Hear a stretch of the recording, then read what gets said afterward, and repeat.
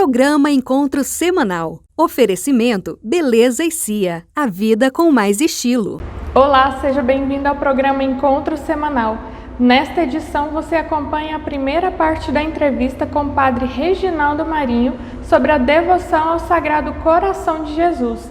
E ainda vai ver uma reportagem especial sobre Santo Antônio. Está no ar o Encontro Semanal.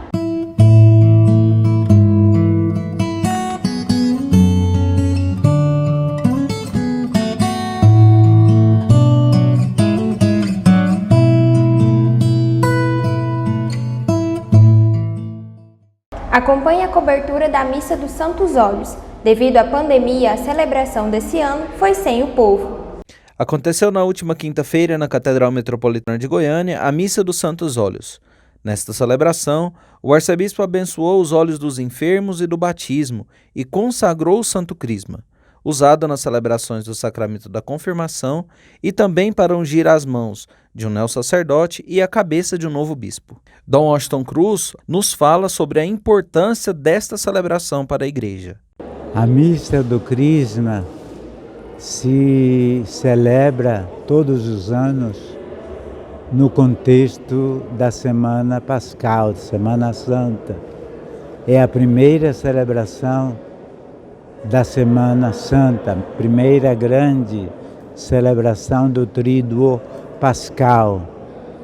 Na quinta-feira de manhã, há uma única missa em cada diocese e os padres todos participam e os fiéis que podem, normalmente é uma grande parcela da igreja local, representantes de todas as paróquias que participam desta missa, chamada Missa da Unidade, quando os padres fazem a renovação dos seus compromissos sacerdotais e quando são abençoados os óleos dos catecúmenos, dos enfermos, e é quando é consagrado o óleo do Crisma, que é usado no batismo também, na Crisma, na unção das mãos dos sacerdotes, na unção da cabeça dos bispos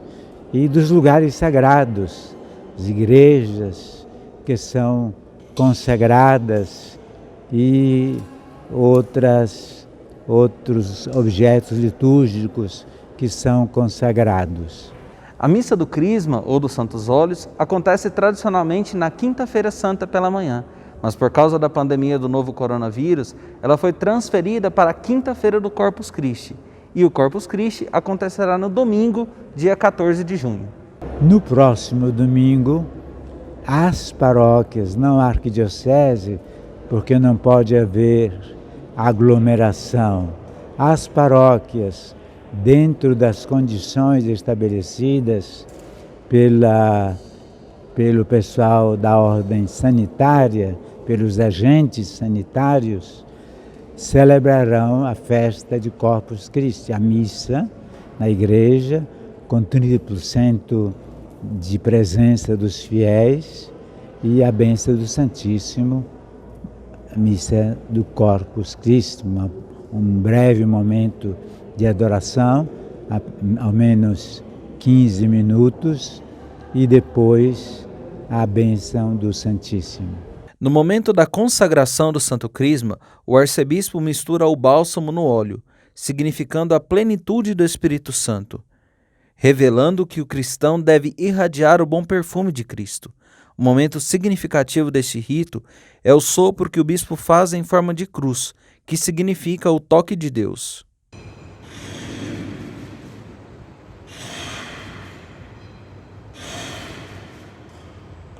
O óleo do Crisma é o mais importante dos óleos, porque é aquele com os quais batizados, crismados, e os sacerdotes e bispos recebem sua consagração especial.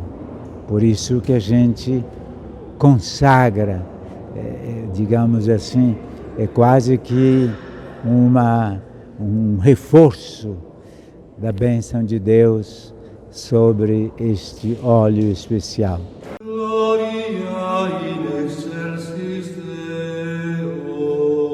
Queridos irmãos, queridas irmãs em Cristo, a minha saudação a todos, a minha bênção e as minhas orações.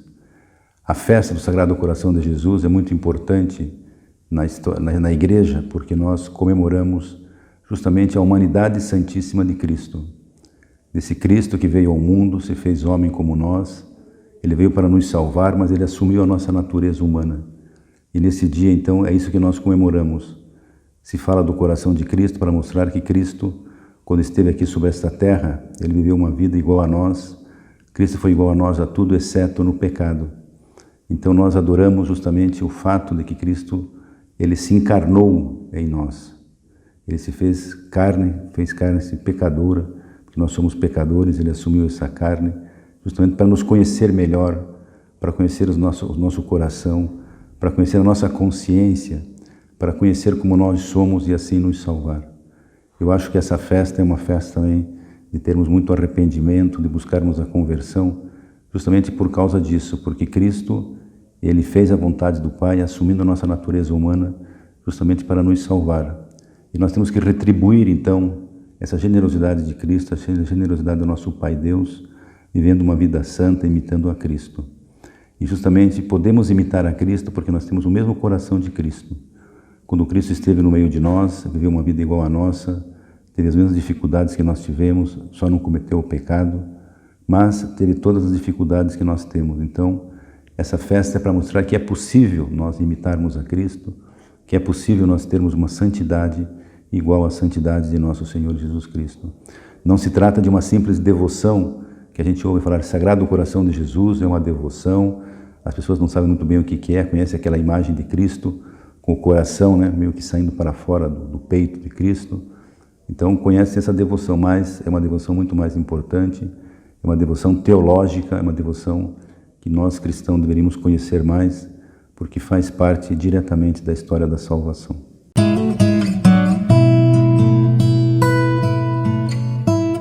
O programa Encontro Semanal parabeniza os aniversariantes da semana.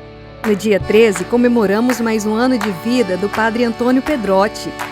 No dia 14, Padre Antônio Rodrigues de Carvalho comemora seu aniversário natalício. No dia 18, Padre Antônio Martins da Silva comemora mais um ano de vida. Padre Arthur da Silva Freitas celebra mais um ano de ordenação sacerdotal. No mesmo dia, Diácono José Celso Pereira também celebra mais um ano de ordenação. E no dia 19, Padre José Chiarini comemora mais um ano de ordenação sacerdotal.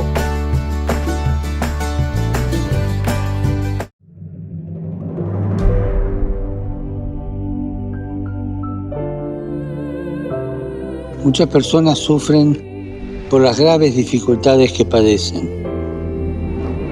Nosotros podemos ayudarlas acompañándolas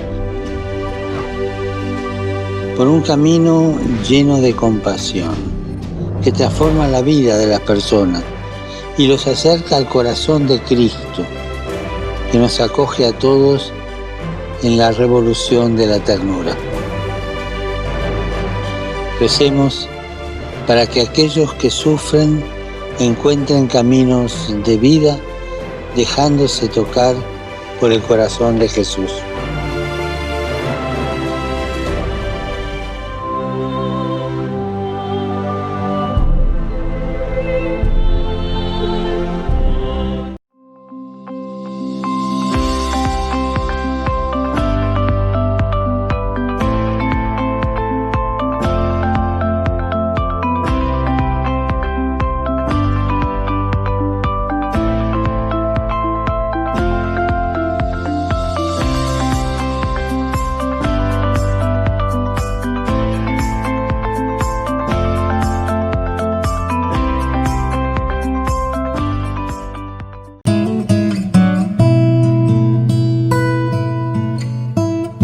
O que significa dizer que Jesus é o Filho unigênito de Deus? Quando Jesus se declara no Evangelho segundo São João, capítulo 3, versículo 16, como Filho unigênito de Deus, isto é, Filho único ou Filho nascido unicamente de Deus, Como testemunham São Pedro e os outros discípulos, fica expresso que em toda a humanidade apenas Jesus é mais que um ser humano, permanecendo numa relação única com Deus, seu Pai. Em muitas passagens do Novo Testamento, Jesus é chamado Filho. Nas cenas do batismo e da transfiguração, a voz celeste chama Jesus de Filho amado. Jesus inicia os discípulos na sua relação única com o Pai do céu. Ele afirma: tudo me foi dado por meu Pai. Ninguém conhece o Filho senão o Pai, e ninguém conhece o Pai senão o Filho, e aquele a quem o Filho o quiser revelar. Pela ressurreição se torna evidente que Jesus Cristo é realmente o Filho de Deus. Por que razão os cristãos tratam Jesus por Senhor? Era natural entre os primeiros cristãos tratar Jesus como Senhor. Eles sabiam que no Antigo Testamento este termo era um título reservado para Deus. Jesus lhes mostrou, por meio de muitos sinais, que tinha poder divino sobre a natureza, sobre os demônios, sobre o pecado e sobre a morte. A origem divina do envio de Jesus se revelou na ressurreição dos mortos. Em João capítulo 20, São Tomé confessou: meu Senhor e meu Deus. Para nós, dizer que Jesus é o Senhor significa que um cristão não deve se submeter perante nenhum outro poder a não ser Deus. O programa Encontro Semanal se enriquece com a sua participação. Se você tem alguma dúvida a respeito da fé ou da doutrina católica, envie para nós um vídeo pelo WhatsApp do programa 99971 1422 ou uma mensagem pelo direct do Instagram que disponibilizamos na sua tela. Não podemos amar o que não conhecemos, e para amar a Cristo e a sua Igreja, precisamos conhecer mais. Tua palavra é lâmpada para os meus pés, Senhor. O texto deste domingo é Mateus, no capítulo 9, versículos 36 até o capítulo 10, no versículo 8. E este texto está inserido no início do Sermão da Missão. Naquele momento em que Nosso Senhor, ajuntando os seus discípulos, delega a eles uma missão. Os coloca para irem à sua frente. E Jesus então nos apresenta quais são as condições. Em primeiro lugar, Nosso Senhor se move pela compaixão. Cada um de nós que é enviado por Deus não é enviado para julgar, para condenar as pessoas. Nós somos enviados como fruto da compaixão que Deus tem pelo mundo. Deus quer salvar o mundo. Deus quer alcançar cada pessoa na sua realidade e na sua situação. E por isso Jesus nos envia como membros vivos da sua igreja a sermos na vida dos outros a manifestação da sua presença. Por isso o Evangelho começa com esta palavra em que Jesus vai dizer que ao ver as ovelhas que estavam cansadas e abatidas, como ovelhas sem pastor, Jesus, mostrando o tamanho da colheita e a necessidade de mais operários, Jesus então chama os 12 apóstolos e dá aos 12 apóstolos a autoridade de realizarem em seu nome a missão que o próprio Pai lhe confiou. Aquilo que Jesus realizou na vida dos apóstolos, os apóstolos também devem realizar na vida das multidões.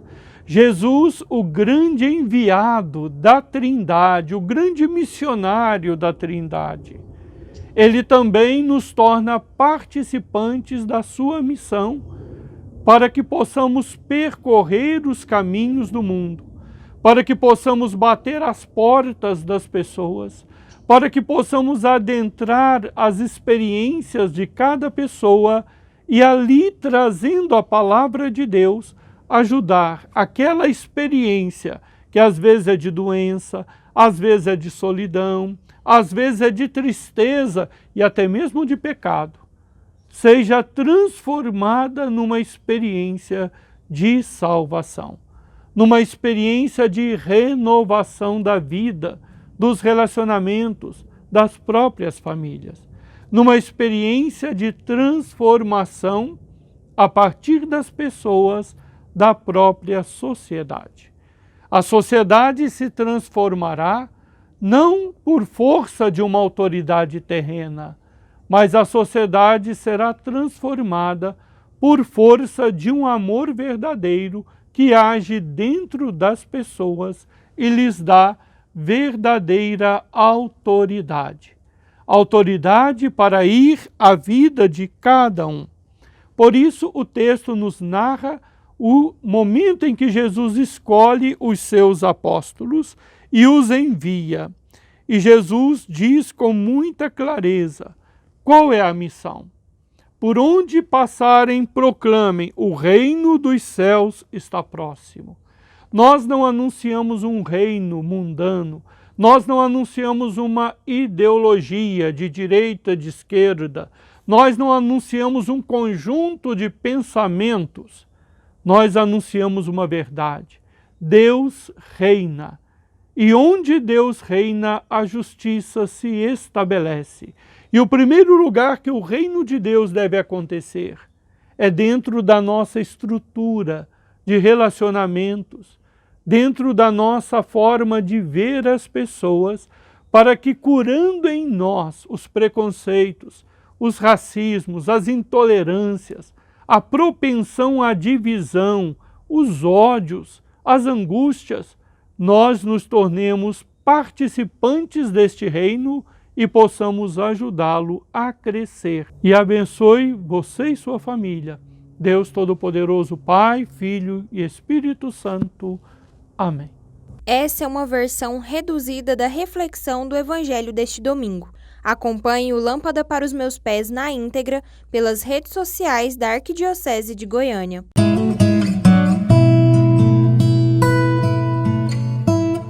O programa Encontro Semanal parabeniza os aniversariantes da semana. No dia 13, comemoramos mais um ano de vida do Padre Antônio Pedrotti. No dia 14, Padre Antônio Rodrigues de Carvalho comemora seu aniversário natalício. No dia 18, Padre Antônio Martins da Silva comemora mais um ano de vida. Padre Arthur da Silva Freitas celebra mais um ano de ordenação sacerdotal. No mesmo dia, Diácono José Celso Pereira também celebra mais um ano de ordenação. E no dia 19, Padre José Chiarini comemora mais um ano de ordenação sacerdotal.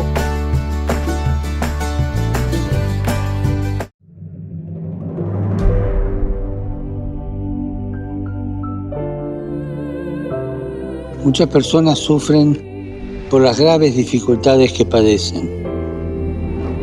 Nosotros podemos ayudarlas acompañándolas por un camino lleno de compasión que transforma la vida de las personas y los acerca al corazón de Cristo, que nos acoge a todos en la revolución de la ternura. Recemos para que aquellos que sufren encuentren caminos de vida, dejándose tocar por el corazón de Jesús.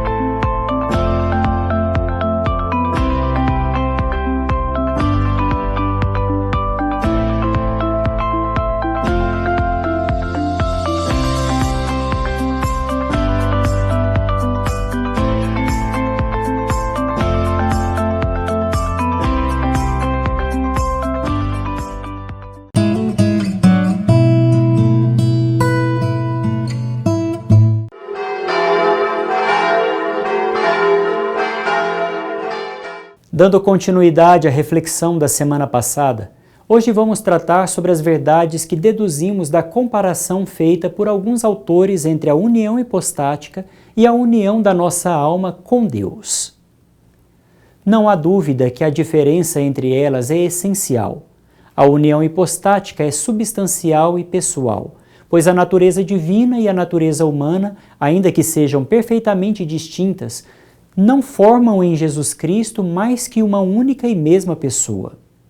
Por outro lado, a união da alma com Deus pela graça nos deixa a nossa personalidade própria, essencialmente distinta da personalidade divina.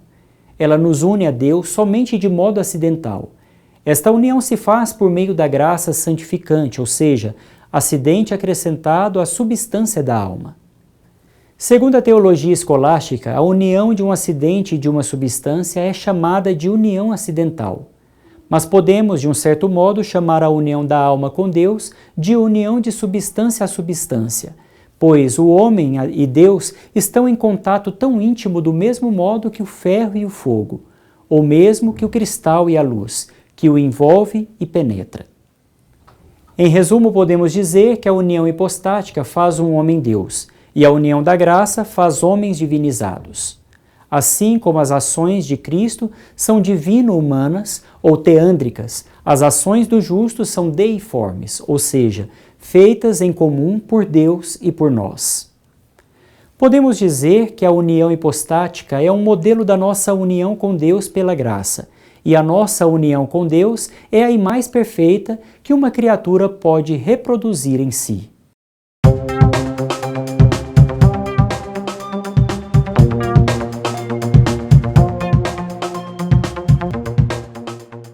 Seja muito bem-vindo ao nosso Arquidiocese Entrevista, ao nosso programa Encontro Semanal. E para começarmos o nosso bate-papo, acho que seria muito bom o senhor começar nos explicando como surgiu a devoção ao Sagrado Coração de Jesus.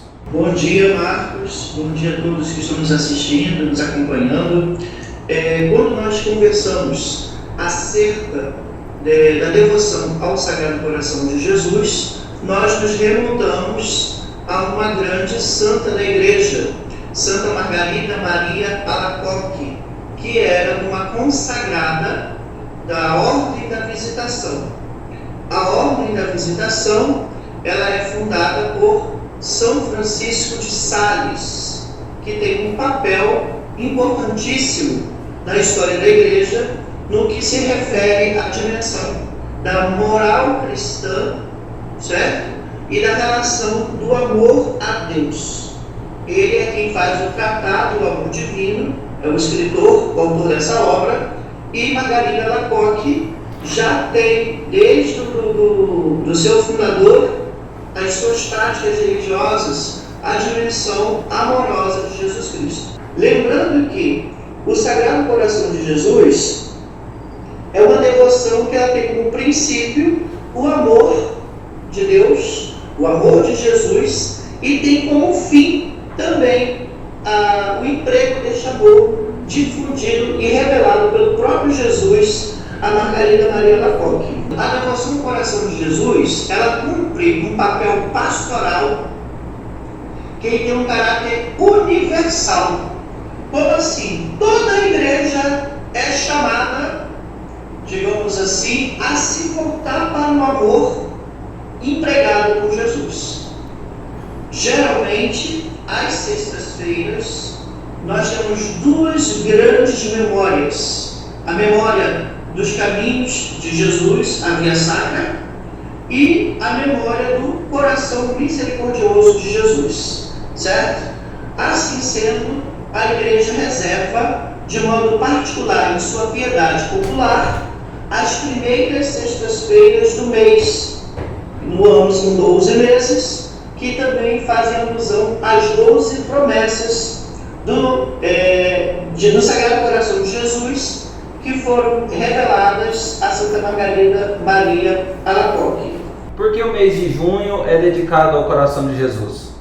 A Igreja reserva o mês de junho para se recordar de modo por excelência do Coração de Jesus. E é uma coisa muito bonita do ponto de vista pastoral, porque no mês de maio nós temos um mês reservado à bem-aventurada Virgem Maria, que em alguns casos coincidem também com ainda o período pascal.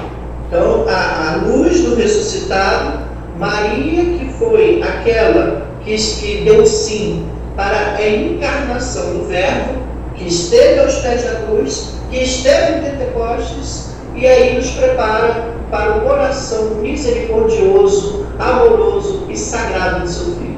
E na próxima semana você acompanha a segunda parte dessa entrevista.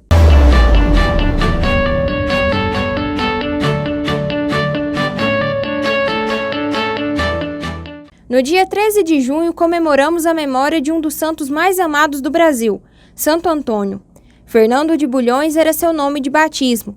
Nasceu em 1995 em uma família de nobres portugueses em Lisboa, Portugal. Aos 15 anos foi confiado aos cônegos de Santo Agostinho e estudou filosofia e teologia em Coimbra até ser ordenado sacerdote.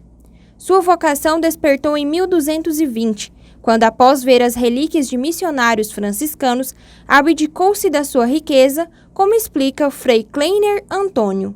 Depois de se tornar um monge agostiniano, ele encontra com os frades franciscanos, indo em missão a Marrocos, e desperta sua vocação franciscana. E na volta, os frades vindo de Marrocos assassinados, martirizados, ele vê esse testemunho e se empolga com a vida franciscana, com a simplicidade, com a missão, que é algo essencial na vida de Santo Antônio. Fernando entrou para a ordem franciscana e foi aí que mudou seu nome para Antônio. Fazendo coisas simples do cotidiano franciscano e pregando o evangelho, foi em missão a Marrocos. Após ser atingido por uma grave enfermidade, foi necessário voltar para Portugal, mas o barco em que estava Santo Antônio foi desviado. Foi aí que desembarcou na Itália, onde se encontrou com São Francisco de Assis, que em uma ocasião deu a palavra a Antônio, e foi surpreendido por mais um de seus dons. E depois, um dia, convidado a falar, fazer uma pregação, ele vai e mostra o seu grande dom da palavra. Tem uma frase muito interessante de Santo Antônio que ele vem dizer que é mais importante as obras do que as palavras, que falem mais as obras do que as palavras. E ele mostra com a sua vida isso. São Francisco chama de meu bispo por ser essa pessoa erudita, mas que sabe viver a simplicidade, que sabe viver a vida em humildade, que é a experiência franciscana. No ano de 1263, o corpo do santo foi exumado e sua língua estava intacta, onde permanece até hoje em uma redoma de vidro na Basílica de Santo Antônio, em Pádua, onde estão todos os seus restos mortais. Aconteceram tantos milagres após sua morte que 11 meses depois foi beatificado e canonizado pelo Papa Gregório IX. Foi o processo mais rápido da Igreja. O santo é um dos mais populares do Brasil e muito conhecido por sua tradição junina e devoções ao padroeiro. A vós, Santo Antônio, cheio de amor a Deus e aos homens, que tiveste a sorte de estreitar entre seus braços ao menino Deus, a ti cheio de confiança, recorro na presente tribulação que me acompanha. Peço-te também por meus irmãos mais necessitados, pelos que sofrem e pelos oprimidos, pelos marginalizados e aqueles que hoje mais necessitam de sua proteção. Fazei com que nos amemos todos como irmãos e que no mundo haja amor e não ódio. Ajudai-nos a viver a mensagem de Cristo. Vós, em presença do Senhor Jesus, não cesses de interceder a Ele, com Ele e por Ele, a nosso favor ante o Pai. Amém. Santo Antônio, rogai por nós. Chegamos ao final de mais um programa. Você pode nos acompanhar pelas redes sociais, Facebook e Instagram e assistir todas as edições do programa no YouTube da Arquidiocese de Goiânia. Nos vemos na próxima semana no nosso encontro semanal.